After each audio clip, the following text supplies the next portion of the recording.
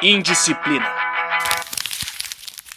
Alô, está começando mais um Indisciplina aqui na Rádio Comunitária Cantareira 87,5 FM da Brasilândia, a voz do povo, a voz da Zona Norte de São Paulo.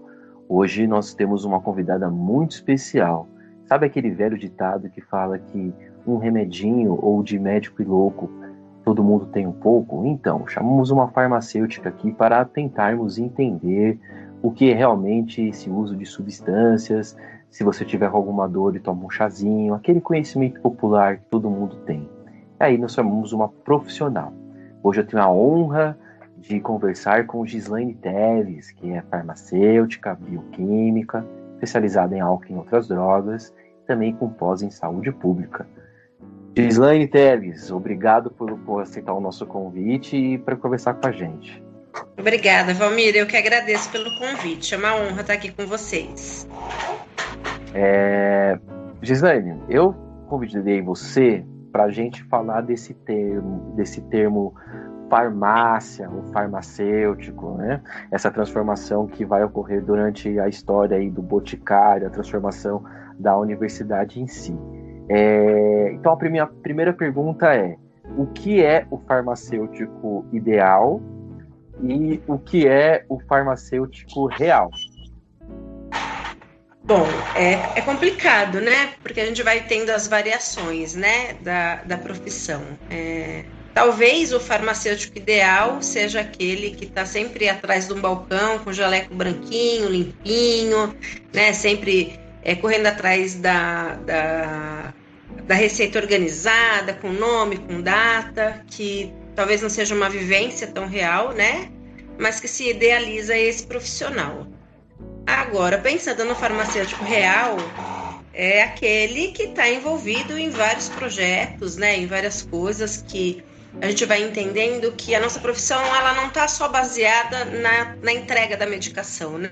Então você vem com uma receita, eu leio, interpreto a sua receita e te entrego a medicação. Eu acho que isso vai muito além, né? Eu acho que quando a gente fala da assistência farmacêutica, né, no cuidado, enquanto profissional, eu tenho com o indivíduo, né, de orientar, de entender se aquela medicação é adequada para aquele momento, se aquela posologia está certa, se de repente não teve um equívoco, né, no uso daquela medicação.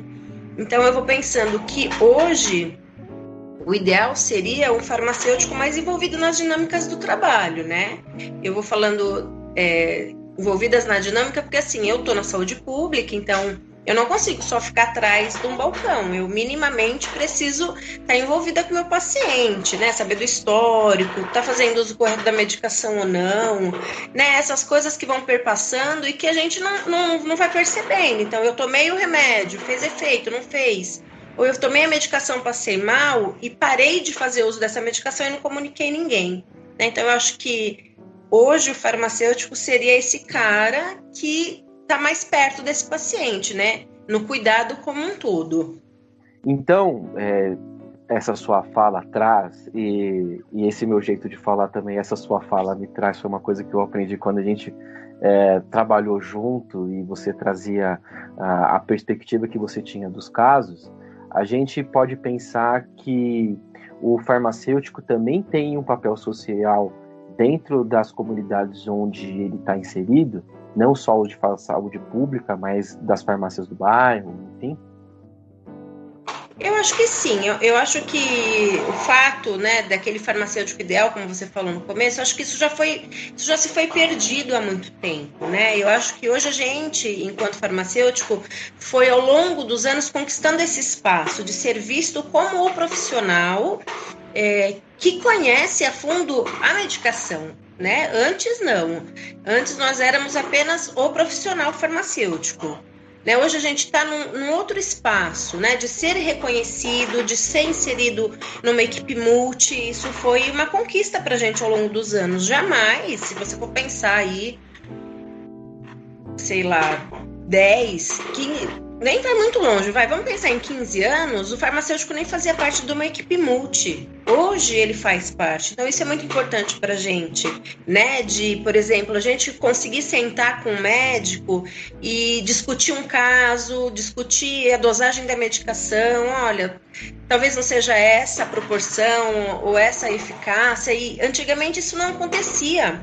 Hoje a gente tem essa liberdade e hoje a gente é visto e ouvido pelo profissional médico, que não acontecia antes, né? Então, eu acho que é uma conquista, né? Estar inserido na comunidade, por exemplo, o farmacêutico da drogaria do seu João, né? Hoje ele consegue fazer uma aplicação em casa, de repente fazer um curativo num paciente que não pode ir até a drogaria, né? Antes isso não acontecia.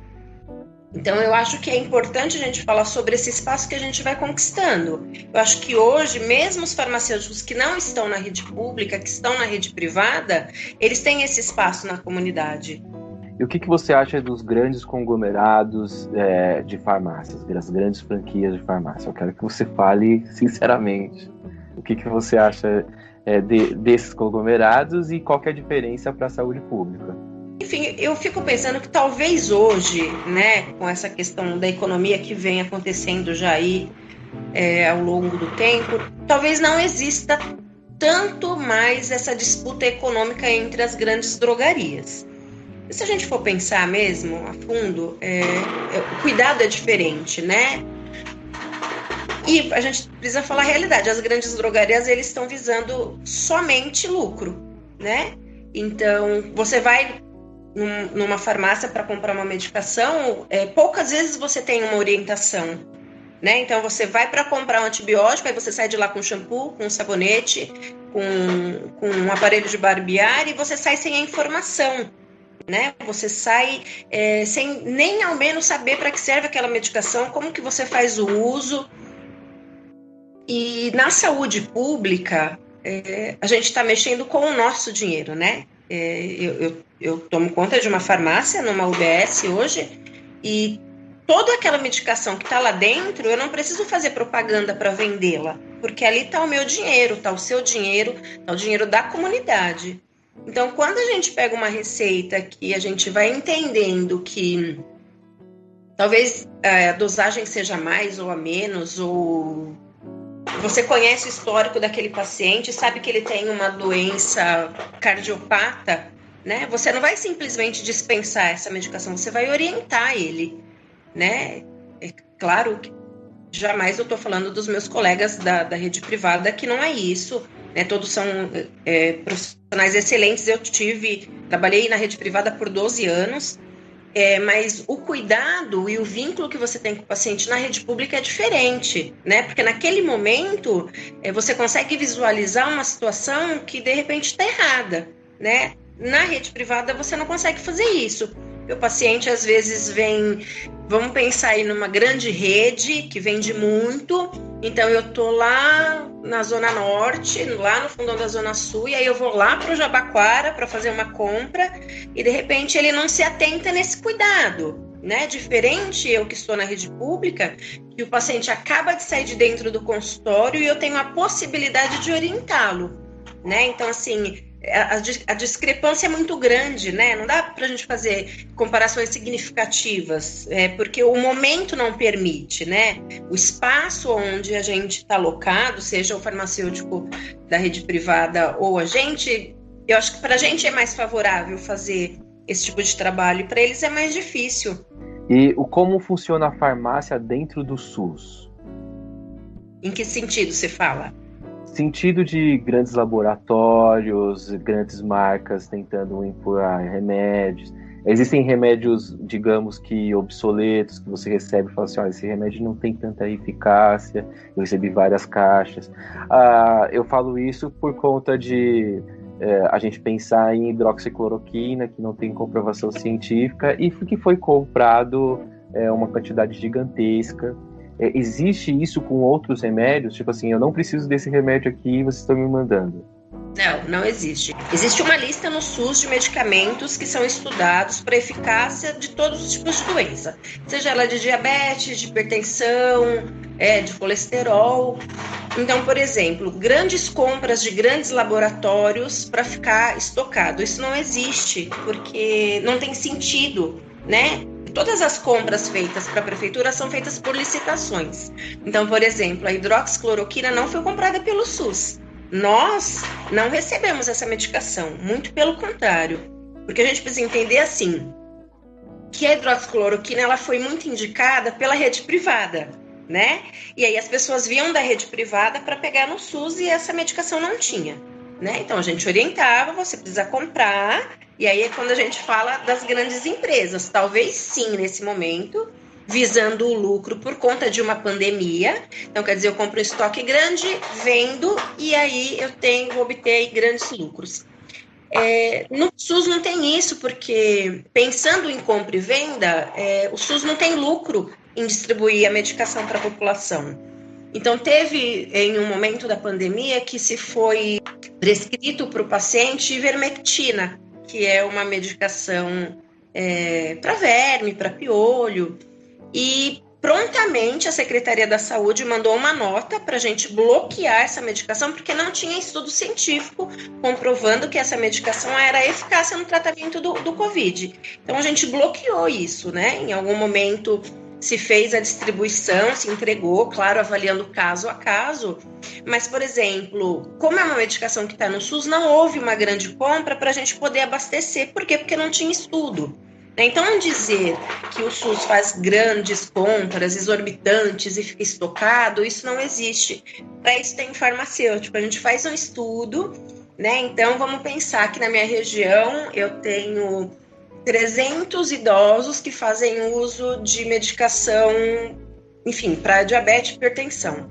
Eu tenho que mapear esse paciente para que não falte essa medicação para ele, né? Então, esse é o nosso papel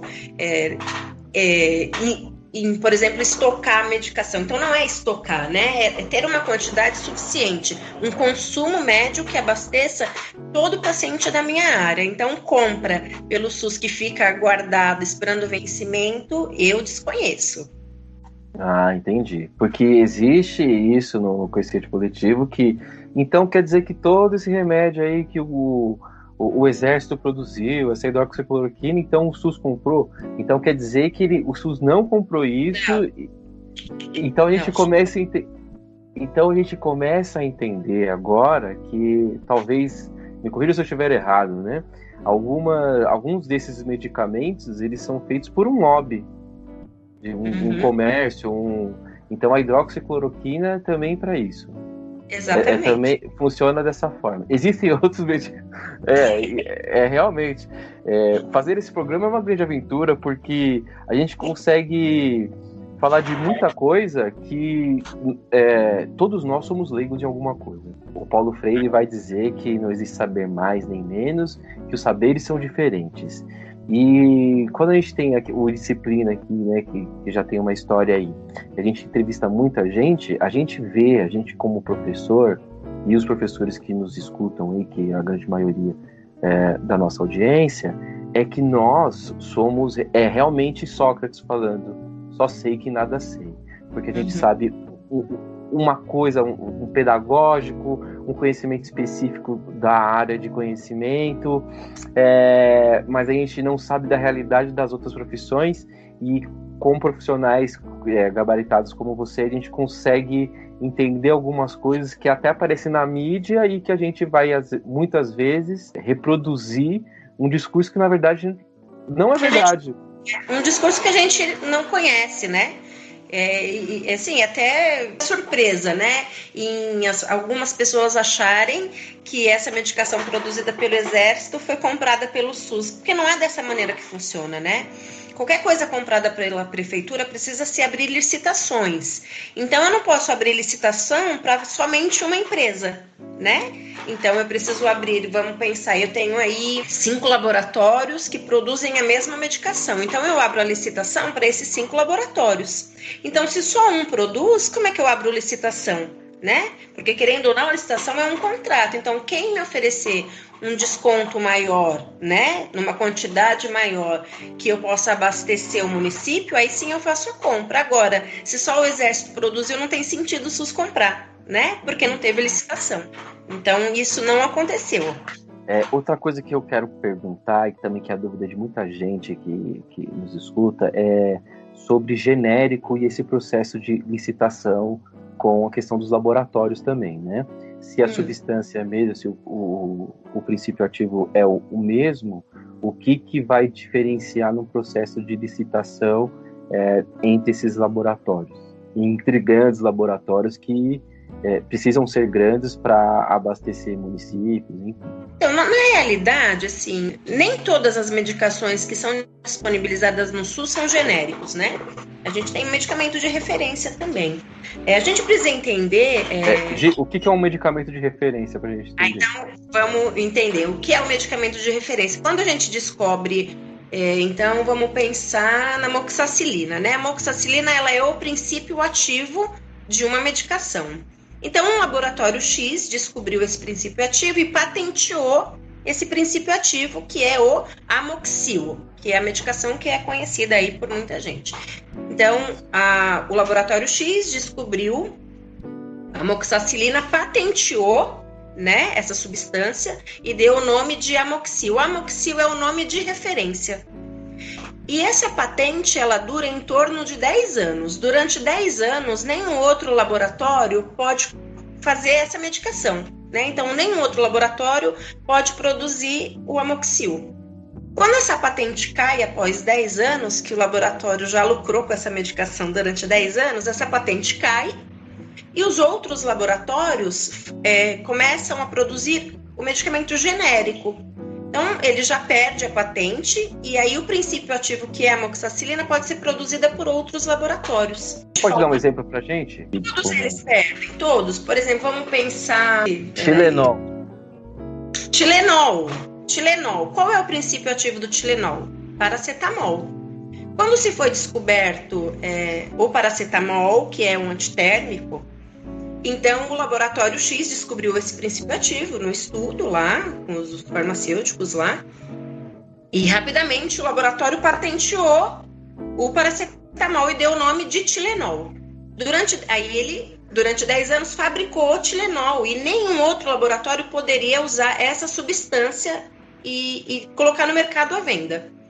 E aí esse documento cai após 10 anos, né? Essa exclusividade, que a gente pode dizer que é a exclusividade do laboratório que produziu o Tilenol, essa exclusividade acaba depois de 10 anos e os outros laboratórios começam a produzir a medicação com o princípio ativo, que é o paracetamol.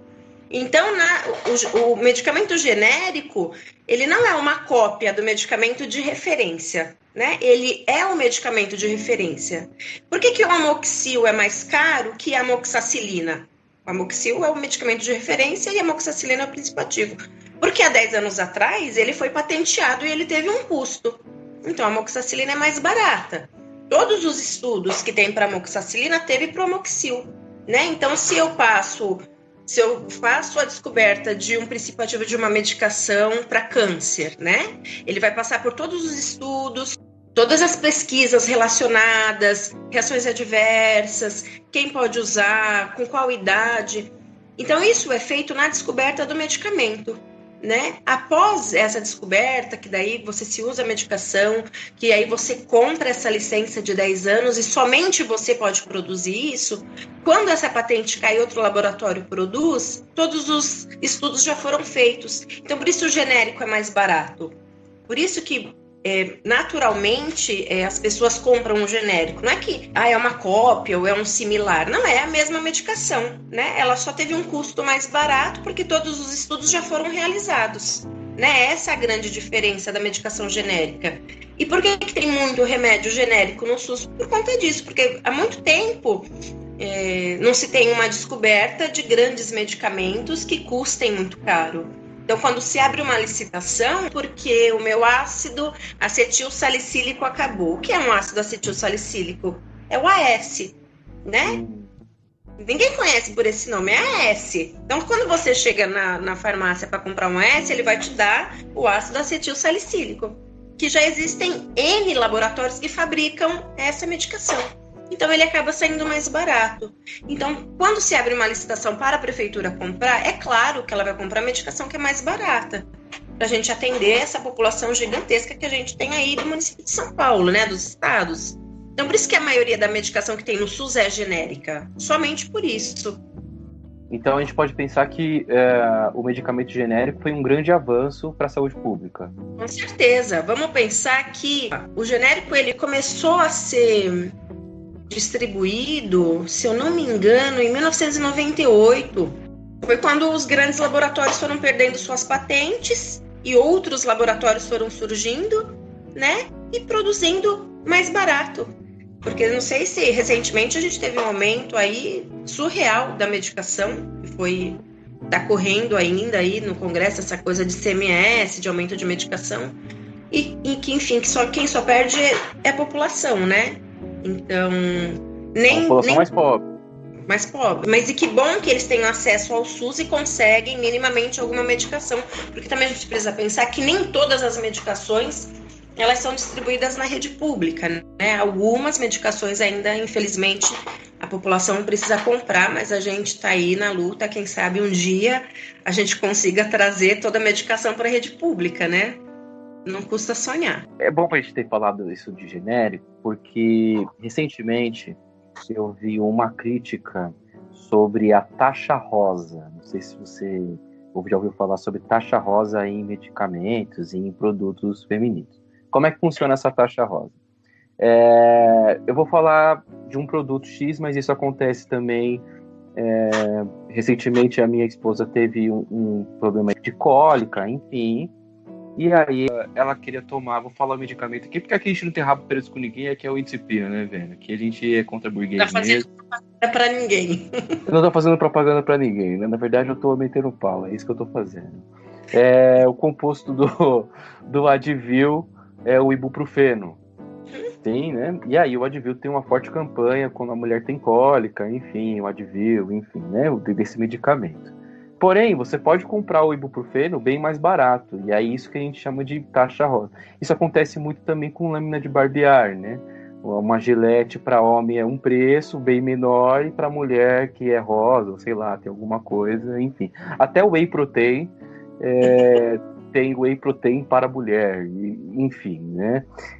Eu queria saber de você, o que você acha dessas táticas desses grandes laboratórios em cobrar o mesmo medicamento com uma embalagem diferente. Só que você vai responder isso só no próximo bloco, porque nós vamos para os comerciais. O Indisciplina volta já. Até!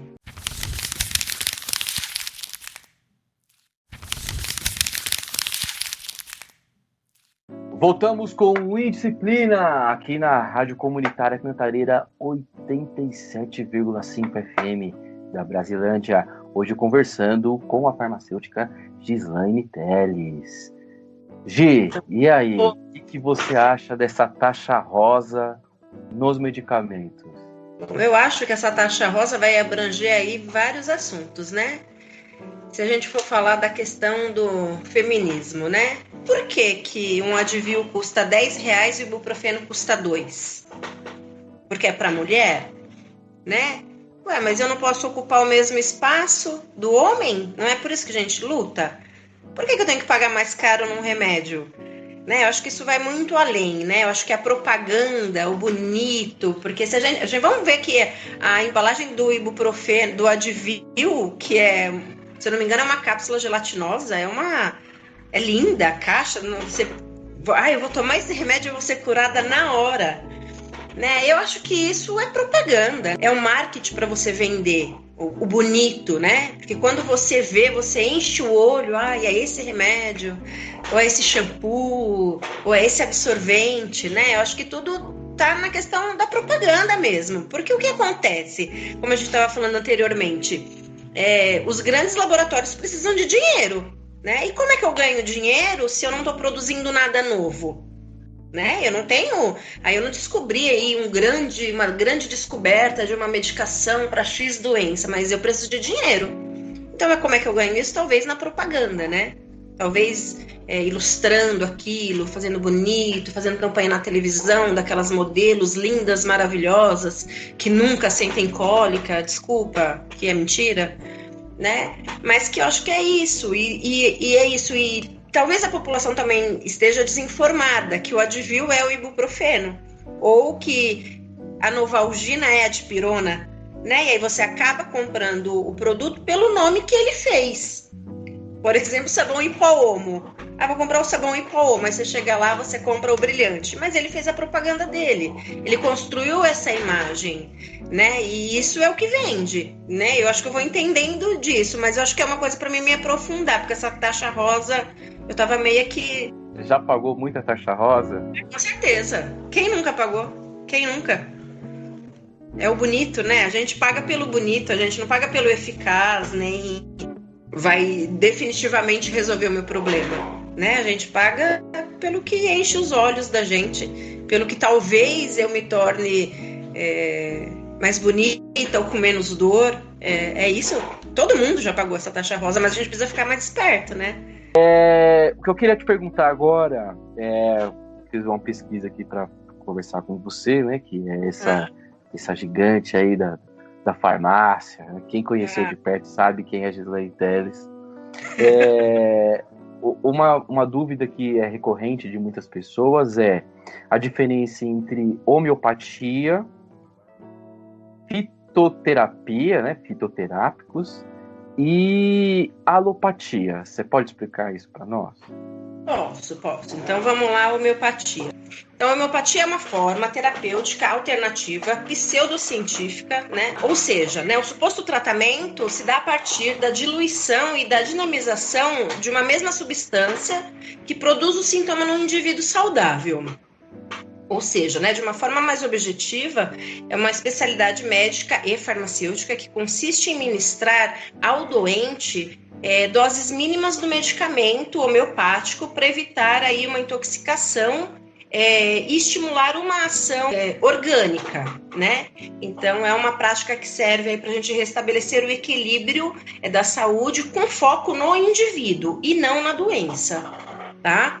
E a alopatia é a medicina tradicional que a gente conhece, que consiste em utilizar a medicação que vai produzir no organismo do doente uma reação contrária aos sintomas que ele apresenta, a fim de diminuir, né, ou neutralizar. Então, por exemplo, o indivíduo está com febre, né, e o que o médico passa para ele? Um antitérmico. Então, ele está com dor, um analgésico, tá com uma infecção, um antibacteriano, né?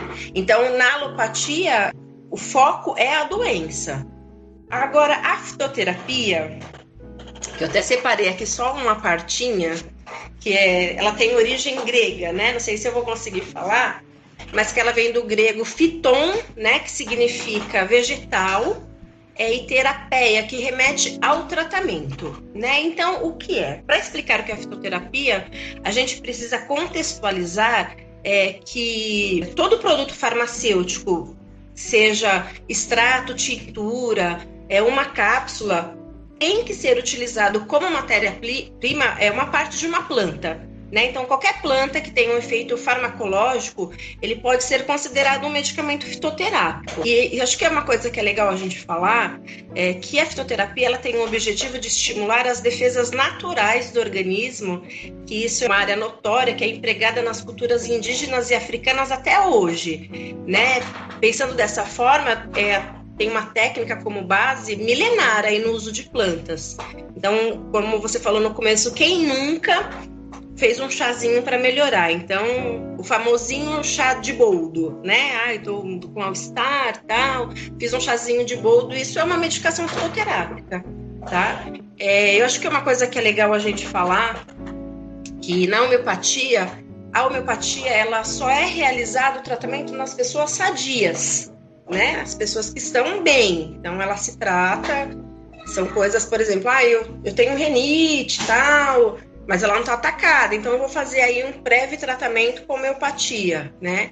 Enquanto que a alopatia, geralmente, ela é utilizada nas pessoas doentes, né? E as doses das substâncias utilizadas na alopatia, ela encontra-se no limite da toxicidade, né? Que quase sempre produz efeito colateral. O que é o limite da toxicidade?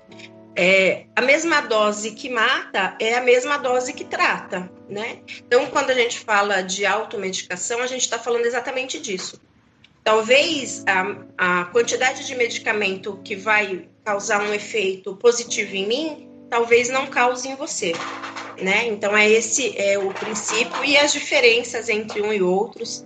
Eu vou ter ainda muito no futuro de conseguir me especializar em fitoterapia, vou ter um tempo só para fazer isso, mas são projetos futuros, porque é uma área bem bacana, que dá para a gente explorar muita coisa, né? De tratar o indivíduo,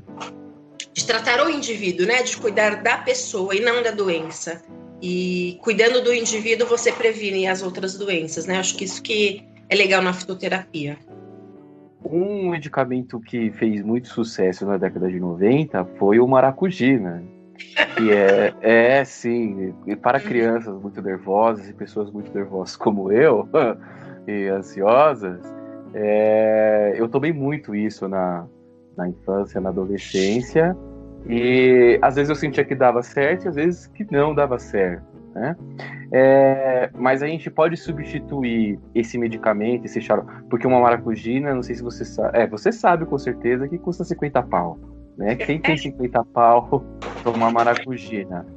A gente pode fazer a substituição, já que a fitoterapia ela vem dessa sabedoria, desse conhecimento de plantas para tratamento, né, de enfermidades. A gente pode fazer essa substituição. Qual que é a diferença desse medicamento, né, dele feito no laboratório e da planta em si?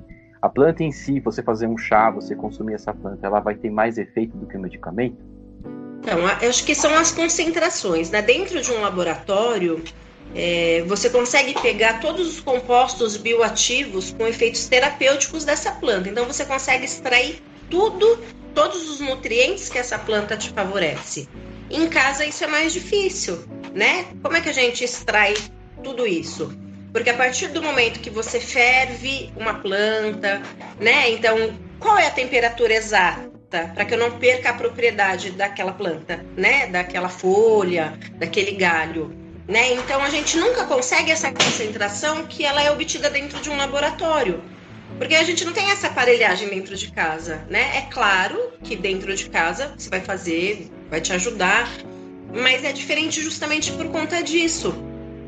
A gente não consegue extrair ao todo, né, o bioativo daquele composto. É mais difícil fazer isso em casa, mas não que ele não seja tão eficiente. Então você acha melhor que quando uma pessoa está procurando um tratamento fitoterápico, ela opte pelo medicamento ao invés da planta em si? Então, Valmir, isso é uma coisa, acho que muito individual, né? Acho que isso é muito de pessoa para pessoa. Existem pessoas que não acreditam que uma planta tem um poder curativo, né? E isso acho que vai muito da nossa cultura também, do que a gente foi aprendendo ao longo dos anos, né? Que eu preciso tomar um comprimido para me dormir, ou um comprimido para me acordar, ou um comprimido para me concentrar. Como é que eu vou tomar um chá e vou me concentrar, né? Então, acho que isso vai muito do que a gente acredita. E é muito difícil a gente falar sobre isso, porque cada pessoa tem uma dinâmica, né? Por exemplo, talvez quem goste da homeopatia não acredite na fitoterapia, né? E se a gente vai colocar os dois na balança, qual é a diferença? Né? Então, eu acho que isso é muito de indivíduo para indivíduo. Acho que não dá para a gente dizer que a pessoa tem que sair, por exemplo, da alopatia e ir para a fitoterapia. Ela tem que estar preparada para isso. Né? Acho que isso é todo um processo que se vive, que se acredita, e aí sim você troca, né, esse tipo de tratamento. A gente falando de substâncias, né? No próximo episódio a gente fala sobre o uso de outras substâncias que não os medicamentos indicados para o tratamento de doenças, como é o caso dessas substâncias que a gente já falou aí um pouco mais cedo, aí, a hidroxicloroquina, esse outro que é para verme também. Existe uma demanda de outras substâncias para a prevenção do novo coronavírus hoje no SUS? E outra coisa que eu quero te perguntar é se existem aumentos de outros tipos de doenças nesse período de coronavírus, inclusive relacionados à saúde mental. Eu acho que a primeira pergunta é se tem alguma medicação para prevenção do coronavírus no SUS, né? Na realidade, não tem em lugar nenhum. O que a gente trata no SUS são sintomas, né? Então, você chega lá com a garganta inflamada, com coriza, com tosse. A gente não sabe se você está com Covid até a gente fazer um teste e esse teste vir um positivo ou negativo, mas a gente precisa tratar esse sintoma, né? Então, a gente tem, né, os antibióticos, os anti-inflamatórios, os antialérgicos, que são disponibilizados a partir do momento que você entra no consultório, que o médico avalia e vê a necessidade de você realizar esse teste. Então, você sai de dentro da sala do médico, né, já com a receita, e já sai de dentro da unidade básica já medicado. Mas para prevenção, não, né? Não tem nada. O que a gente vai dizendo acho que o que a gente já está aí vendo já há um ano, aglomeração, né, a higiene, lavar a mão, não usar a máscara do coleguinha, não comer, né, no mesmo talher. E aí a gente vai se cuidando da maneira que a gente consegue. Agora, se existe procura de outras em relação à saúde mental, isso é uma coisa bem complexa, assim, né, pra gente falar. Muita coisa aconteceu e muita coisa tem acontecido nessa pandemia, né? A pandemia, ela expôs não só esse vírus, né, como ansiedade, como pânico, como depressão, como insônia, como várias coisas, né? As pessoas foram se isolando como... Ninguém nunca passou por isso, né? Tudo muito novo. E quando a gente fala de procura, a gente tem que pensar no sofrimento que isso foi trazendo, né, para o indivíduo. Quando a gente está em sofrimento, a gente quer uma resposta imediata, eu quero uma solução imediata. Olha, eu estou sofrendo, eu não quero sofrer, e daí um jeito, então eu quero qualquer coisa. Isso acho que aconteceu muito, com muita gente, né? Acho que com muito pai de família, com muita mãe de família, que perderam seus empregos, que ficaram desesperados, sem saber o que fazer. E a gente vai percebendo, sim, né? Uma procura para antidepressivo.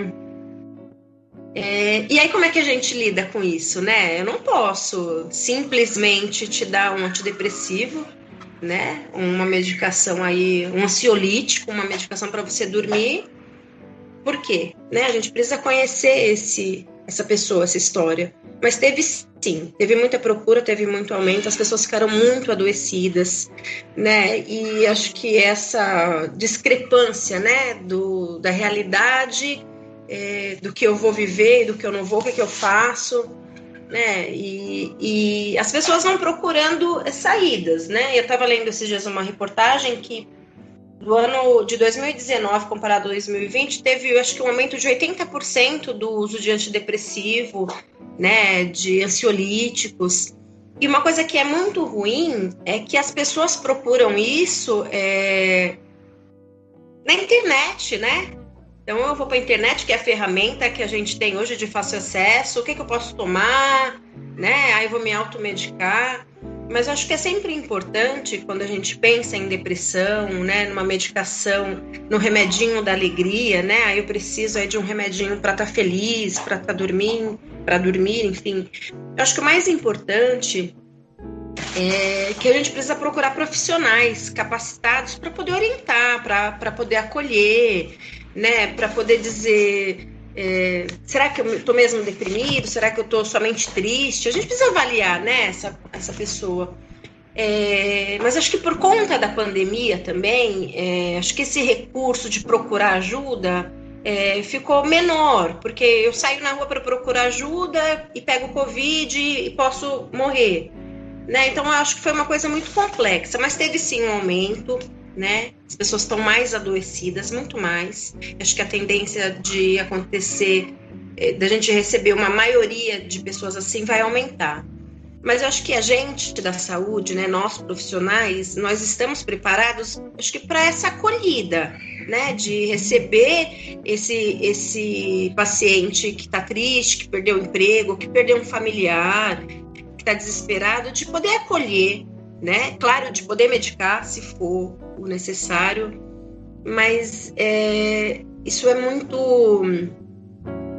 A gente precisa ter um cuidado, né? Porque a gente está falando da saúde mental do outro, e quando a gente fala da saúde mental do outro, eu preciso me colocar no lugar dele. Estar no lugar do outro muitas vezes é difícil, né? Eu não perdi meu emprego, não perdi nenhum familiar, né? Mas muita gente perdeu, né? Às vezes aquele cara que entra lá no posto gritando, xingando, ele está em sofrimento e a gente precisa entender isso. Talvez naquele momento ele precise de alguma medicação. Mas acho que é sempre importante a gente falar, enfim, para quem está ouvindo a gente, procure um espaço para poder falar sobre isso. Ou no postinho de saúde, ou na sua comunidade, ou na sua igreja, ou enfim, em qualquer lugar que você se sinta acolhido. Mas antes de se automedicar, procure ajuda, né? Porque isso que a gente estava falando, né? A mesma dose que trata é a mesma dose que mata. Então eu me automedico e aí, né? Perco minha vida, ou tenho algum outro problema de saúde que eu não consegui ainda diagnosticar e essa medicação só vai me atrapalhar, né? E eu acho que é isso. Aproveitando que a gente está falando sobre pandemia, coronavírus e essas medicações, o que você acha das pessoas que são anti-vacina? É brincadeira, né? Não, eu quero que você, como farmacêutica, dê seu parecer sobre essa corrente anti-vacina. A gente sabe que no Brasil a gente teve diversas campanhas de vacinação, né? Meningite, poliomielite também, que na década de 70 e 80 tivemos uma forte campanha de vacinação, mas que hoje a gente tem esse movimento retrógrado, anacrônico, de pessoas que falam que vai instalar um chip, como se fosse cyberpunk, né? Você vai instalar um chip, o governo vai te controlar, ou que, usando até a própria eficácia, né? O próprio modus operandi das vacinas, onde você coloca uma quantidade de vírus e aí fala assim, mas eu vou me contaminar por conta desse vírus, sendo que todas as vacinas eram assim. O que uma farmacêutica tem para dizer para essas pessoas anti-vacina? Eu tenho para dizer para essas pessoas o seguinte: se informem, né? Leiam, pesquisem, estudem, né? Uma coisa que está sendo muito divulgada aí na mídia, que tem muito meme, ninguém nunca entrou dentro de uma UBS e perguntou quem fabricou a vacina da gripe, né? Da febre amarela, né? Por que isso agora? Acho que a gente está num momento tão cego da política que a gente não consegue pensar nem na gente, né? É até um absurdo a gente falar sobre isso. Por que é que eu não vou tomar a vacina que já matou? Eu já esqueci, porque eu já nem vi os dados de quantas pessoas já morreram até hoje por conta de um vírus, né? Por que eu quero estar, né, nesse número, né? Eu quero estar nessa estatística? Bom, eu não quero, porque a vacina ela pode vir de onde for que eu vou tomar. Então, para as pessoas que acham que a vacina vai vir, né, para dominar, querido, eu sinto muito em lhe dizer que você já está dominado. Porque para pensar uma coisa dessa, no tempo que a gente está, com as informações que a gente tem, qualquer lugar você entra, você pode ler, você pode estudar, você pode pesquisar, você pode se aprofundar em qualquer coisa, porque está tudo aí para a gente ler. Eu preciso dizer para você que você precisa estudar, né? Vai se atualizar e vai fazer um cursinho, sai dessa rodinha aí desses amigos, porque para você já era, né? Mas é isso. Por que a gente se preocupa? Porque esse grupo que não quer se vacinar vai prejudicar quem vai se vacinar. Porque uma coisa é eu conseguir vacinar metade da população e a outra não. Porque esse vírus, o que vai acontecer? Ele vai continuar circulando e ele vai continuar sofrendo mutações. Então eu que tomei a vacina, né, aquele outro grupo que toma a vacina vai se prejudicar. Porque talvez a vacina só não resolva para ele porque o vírus já se mutou. Porque aquele cara que achou mais legal ler aquela mensagem que ele viu no WhatsApp do que ele se aprofundar, né, numa pesquisa ou em alguma coisa que um cientista publicou, ele quer acreditar que se ele tomar vacina ele vai ter um chip, né? Então, olha, eu vou até te falar que eu fico até com ranço de falar disso, porque é surreal a gente ter que falar de uma coisa dessa no momento que a gente vive, né? De tantas mortes, de tantas perdas. Mas é isso, acho que as pessoas precisam se informar mais, sabe? Sair desse mundinho de ouvir, de alguém disse, e procurar saber da verdade, né? Olha, é duro. Teve rumores aí que a vacina seria... São duas perguntas que eu tenho aqui, né?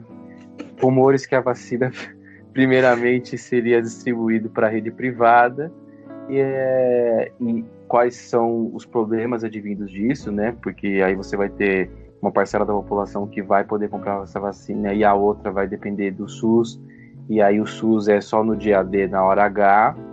E o que você acha da elite, de parte da elite brasileira que está viajando para países do exterior para se vacinar? Que mensagem você tem para dar para essas pessoas? Gente, então,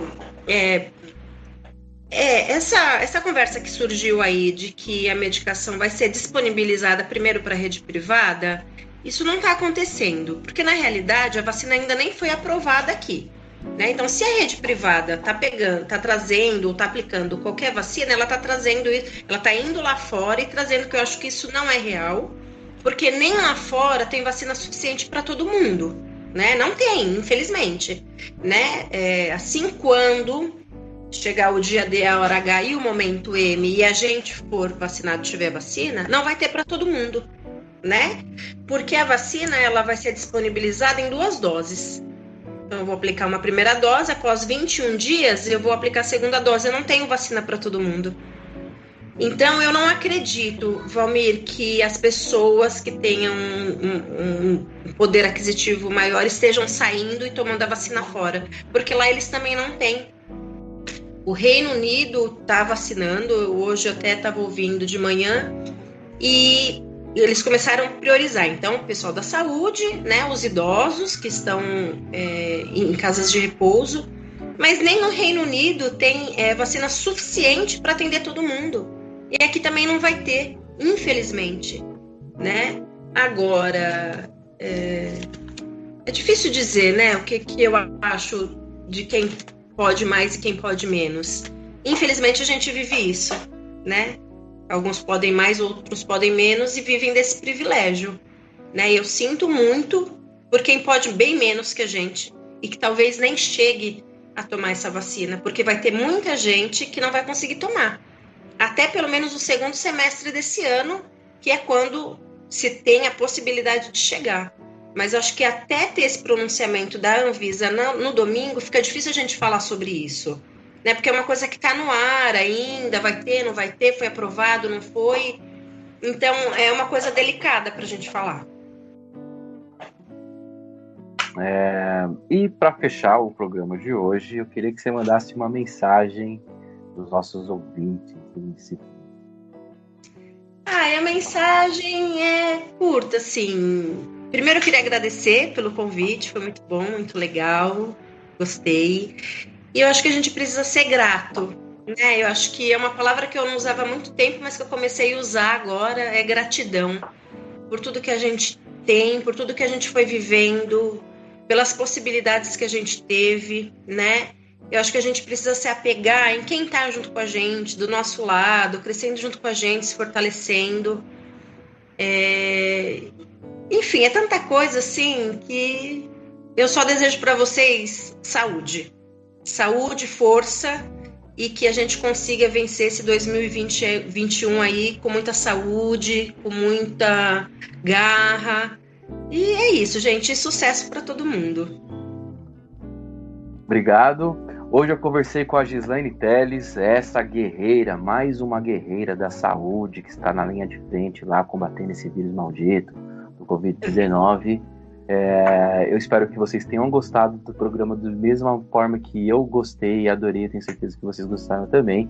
E até semana que vem com Indisciplina, Pedagogia Libertária e Educação Popular.